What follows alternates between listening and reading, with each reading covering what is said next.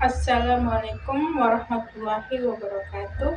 Perkenalkan, nama saya Aziza Putri Rizkia dengan NIM 859340 Prodi PGSD semester 2 UPBC UT Kupang. Hari ini saya akan membahas topik pilar-pilar pendidikan dan relevansinya di era digital berdasarkan pemikiran Ki Hajar Dewantara, Bapak Pendidikan Nasional kita, serta bagaimana nilai-nilai tersebut menjawab tantangan pendidikan saat ini. 1. Makna pilar dalam pendidikan. Secara sederhana, pilar pendidikan adalah dasar, tiang penyangga, atau prinsip utama yang menjadi landasan seluruh sistem pendidikan. Tanpa pilar yang kuat, pendidikan tidak akan memiliki arah, nilai, atau tujuan yang jelas. Pilar ini men-shape segala aspek dari cara mengajar, isi materi, hingga tujuan akhir pendidikan itu sendiri. Nilai manusia yang tidak hanya pintar tapi juga berkarakter mandiri dan berguna bagi bangsa. Dalam konteks Indonesia, pilar pendidikan tidak hanya soal ilmu, pengetahuan, tapi juga nilai budaya, moral, dan kemanusiaan sebagaimana digariskan oleh Ki Hajar Dewantara. 2. Prinsip dasar pendidikan Ki Hajar Dewantara ing ngarso Sung Tulodo ing Madyo Mangkarso Tutpuri Handayani.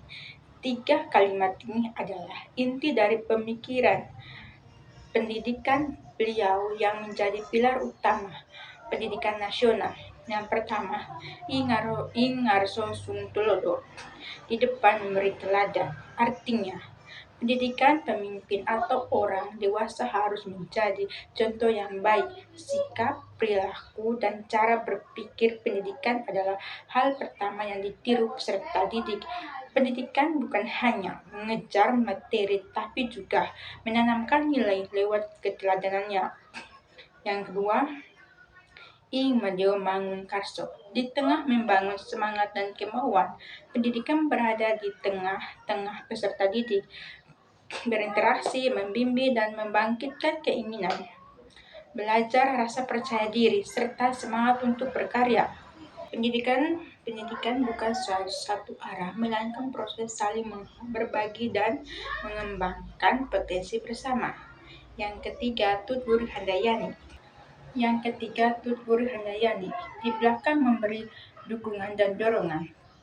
Pendidikan tidak mendikte atau menekan, dan mendukung dari belakang agar peserta didik bisa mandiri, berani berkreasi, dan mengembangkan bakatnya sendiri.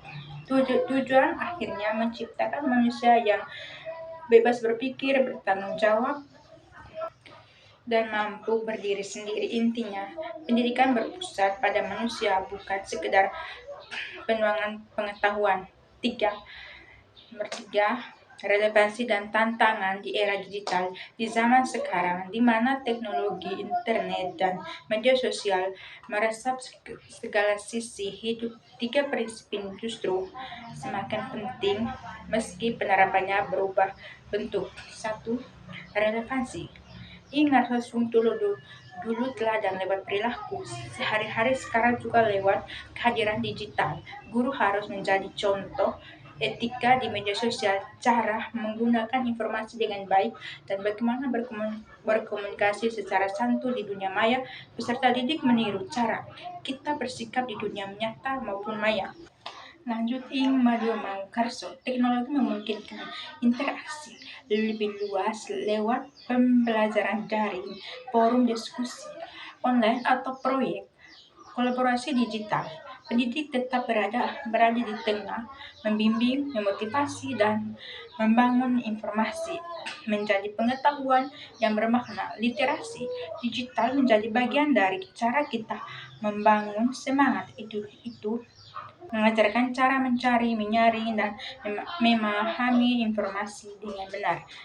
Yang ketiga, Tutpuri Handayani. Di era informasi yang melimpah, peserta didik hanya punya akses ke jutaan materi, Peran pendidik bukan lagi satu-satunya sumber ilmu, tapi pendukung yang memandu mereka mencari informasi, berpikir kritis, dan mengembangkan ide sendiri. Kami mendorong mereka berkreasi, membuat konten, proyek digital, atau solusi masalah sambil tetap menjaga nilai dan etika. Yang kedua, tantangan. Satu, keteladan dunia maya, banyak informasi salah, tujuan kebencian, atau perilaku tidak etis di media sosial. Jika pendidik tidak bisa menjadi teladan yang baik di sana, peserta didik bingung membedakan mana yang benar dan mana yang baik. Dua, kesenjangan akses. Tidak semua siswa punya perangkat atau koneksi yang sama. Prinsip membangkitkan semangat jadi sulit jika ada yang tertinggal. Tiga, hilangnya karakter. Kemudahan akses kadang membuat siswa malas berpikir, mencontek, atau lupa sopan santun di sini peran pendidik untuk mendorong karakter menjadi jauh lebih erat. Contoh nyata, saat pembelajaran daring, guru tidak hanya mengirim materi tapi juga aktif berdiskusi, mengingatkan etika, berkomentar, dan memuji ide siswa. Itu adalah penerapan ketiga prinsip itu di era digital sekarang. Nomor 4, bagaimana pilar ini menjawab persoalan pendidikan nasional saat ini? Indonesia menghadapi masalah pendidikan seperti satu, rendahnya kemampuan berpikir kritis dan kreatif. Dua, masih lemahnya karakter dan moral. Tiga, ketimpangan kualitas pendidikan antar daerah. Empat, penggunaan teknologi yang belum bijak.